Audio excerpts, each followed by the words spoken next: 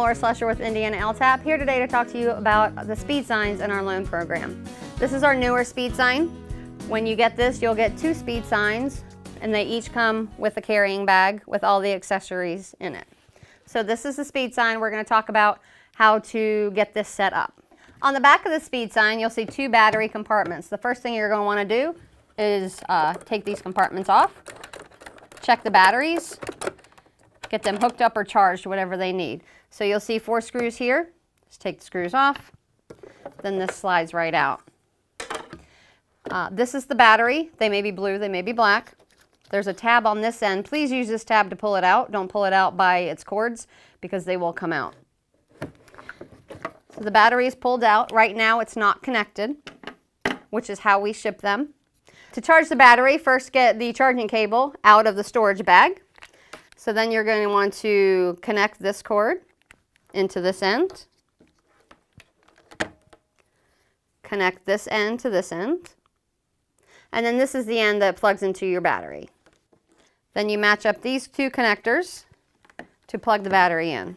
When you plug it in, you'll see a little hook here, and that's what this part goes over there. You'll hear a click. You'll know it's connected. Then you plug the other end into the wall. This is how you charge the batteries. There is a charger for both of the batteries. To unhook it, just pull up gently on this, and it'll come disconnected. To hook this battery back into the sign, move this cord out of the way. You're going to want to slide this in. Remember, keep this tab to the outside. Slide this into the compartment. Make sure this is out of the way before you slide it in. And then you're going to want to hook these up. And it's the same connection as in the charger. So you just push it together until it clicks. Then you're going to want to tuck these wires out of the way so they don't get frayed or damaged. Like so.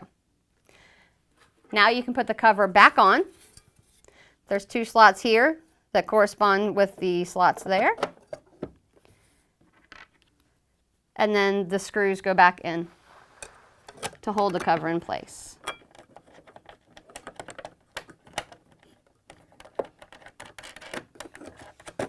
Then do the same thing for the other compartment as well. The life of the battery will depend on several factors, namely the amount of traffic on the road that you set these on, but also weather and the settings of the speed sign can play into battery life as well. For these batteries, for these signs, you can expect about a week worth of battery life. Now that we have the batteries installed, let's take this out to the field and get it set up. Okay, we're out with the new speed signs, getting ready to install them roadside. These work best when they're installed on an existing signpost. Just make sure your signpost is secure so it can handle the extra weight. And these work best on existing speed limit signs so the driver can see the speed they're going, then the speed they're supposed to be going. So this is the bracket for the speed sign. We're going to go ahead and put the bracket on the post first, and this will work with a U-channel or a square tube post. The notch at the top is up. And then we want to put it so the back is flat against the post. So you want to put the bolts so that the wing nuts are all on the inside. That way somebody coming by can't release the wing nuts and then make the sign fall on the ground. So put the washer on, then the wing nut. Don't do it super tight at first because you're going to need to place the second bolt before you tighten them both up. So you see this bottom one, this is a good way to know which way is up. I think of it as a smiley face. This allows you to change the angle if needed to make it level. Again, make sure the wing nuts are on the inside for both bolts. Go ahead and tighten them both up. Just hand tighten these. Make sure that it's level. Now we're ready to place the speed sign on. On the back of the speed sign, you'll see there's a little notch right here. This is what goes on that top part here. So you'll put that part on first.